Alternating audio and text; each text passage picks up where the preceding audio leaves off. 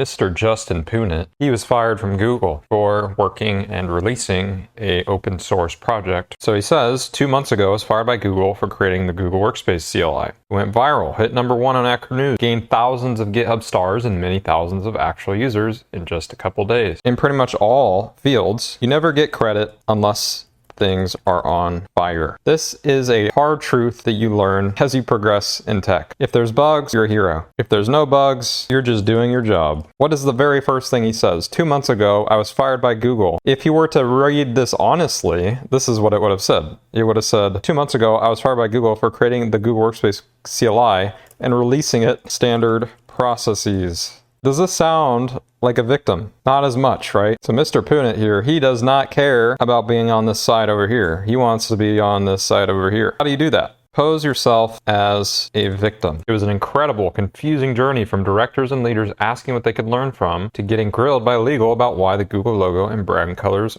on the Google Workspace GitHub repositories. I find it really hard to believe that somebody would get fired for doing something that wasn't heinous, especially at Google. And so Mr. Punnett, the benefits to this exposure, his ex is getting a ton of traction, right? He's getting a ton of views. He's got his website, he's got his Helen's Foundry. And so really this is short-term exposure.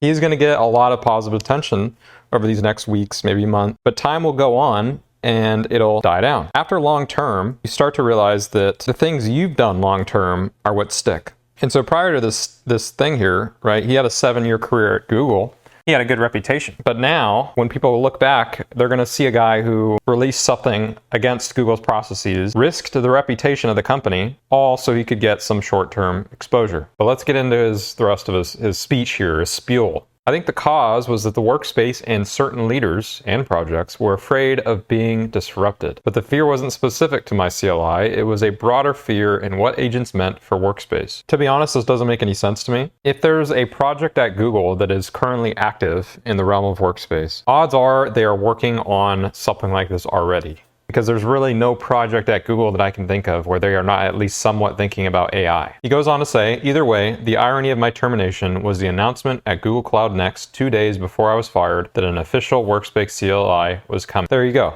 So I didn't even see this part yet. Now, of course, the way he words this, it implies that he was the reason for it. But he also earlier on just mentioned how he believes there was other teams that felt they were being disrupted. And so which one is it? When I read this, I read it as somebody who's leaving out a lot of details because there's way too much here that needs explaining. Mr. Punnett, if he's smart here, utilizes this short-term window to reinvent himself, become the villain. What do I mean by this? If you're familiar with Roy Lee, he is a person who at one point executed this exact same thing. What was the headline with Roy Lee? It was kicked out of Columbia. The article wasn't leading with, oh, this guy developed cheating software. It was, he was kicked out of Columbia. And so this is the same thing that Roy Lee went through. Roy Lee had to go through this exact same thing. And what did Roy Lee do? He became the villain. He's got a lot of supporters, and to be honest, I enjoy his content as well. But he really had to become this. And so Mr. Punnett, he is going to have to become the villain. That is his only option here. It's that or sink. It's sink or swim. It's also part of my healing. So this is BS speak for I got fired and I want to walk away with my tail between my legs. And I can resonate with him, right? 7 years at a company, I imagine being fired is a pretty big punch in the face. However, again, with what I'm reading here, it does not make him look good, at least in my eyes. Negative outweighs positive. When you're evaluating a person, what are you most focused on? It's always the negative. Let's say you're evaluating a girl. You're not going to look at the part that she's smart. You're not going to look at the part that she maybe has good facial features. You're going to look at the part that she's fat. You're going to look at the part that she's maybe loud or annoying, right? The negatives always outweigh the positives. You have to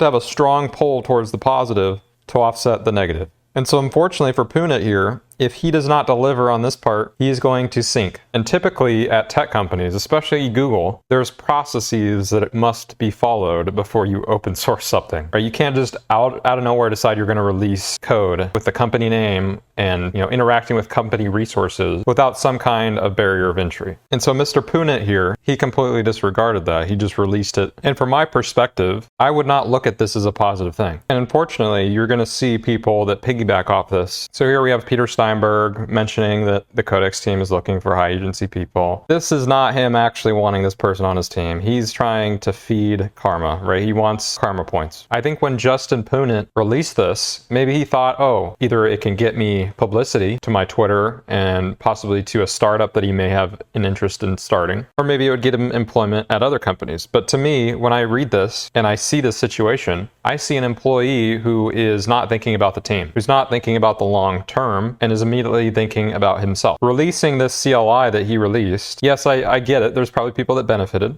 I get it. There was probably a lot of great things with it. But you can't tell me Justin Punit didn't have some inkling of another team working on this CLI. And even if that's the case, you cannot tell me that Google would just up and fire this person without some form of recourse. Odds are somebody at Google told him, maybe it was his manager or somebody else, yes, there's another team working on this. Don't release this. And maybe even after he released it, hey, let's pull that out. But Mr. Punit, he does not care about that. He just wants his stars. He wants to be the guy that did this. And so he finishes by saying, nearly 7 years at Google was an incredible opportunity for me, and I was fortunate to have wonderful teammates and a manager that fully supported me through these last few months. Thank you.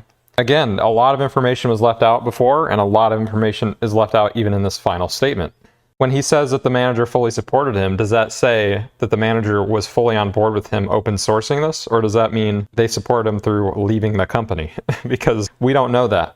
And so just about every part of this statement he's saying, I'm envisioning somebody who really is trying to leave out as much information as possible so they come across as being a hero. As I scroll through here, I do see people that, have an actual brain and are looking into this and saying, hey, maybe you didn't follow their processes here. But for the most part, there's a lot of positive sentiment here. We got 14K likes. This was a very popular tweet. And it doesn't take long, you look at his profile and he's over here promoting some thing that he's building. This guy has no interest in what he's claiming. He wants you to and support the things that he's working on. And it goes to show the internet is a place where you can push and pull and manipulate things to where you seem like the hero with just about anything. I'm envisioning a perspective counter to this of somebody who was on the team that was working on this at Google, spending hours and hours of their day putting in a lot of work to get this app up and running, and then this guy just comes out and releases his vibe-coded version. But unfortunately, those are the people you do not hear about. Those are the people that are not going to get invites to Codex or whoever, because Vocal is the one who was treated as an enemy. And that's a big thing in tech, right? He might get some fake sentiment from people like Peter Steinberger who just want to, feed karma. But at the end of the day, that's not going to last forever. And odds are he's not going to get a job there. Because not long are they going to start to wonder, maybe this guy went against policy. Maybe we see that this guy is really not a team first person. And so he's going to lose out. And so if you're a software engineer today and you're given this type of opportunity that Mr. Punit was given, where you can do something that is against the rules and against policy, but would get you a short-term exposure, you need to know you have to become the villain. There is no going back on this. And so if you don't want to do this part, don't do this part.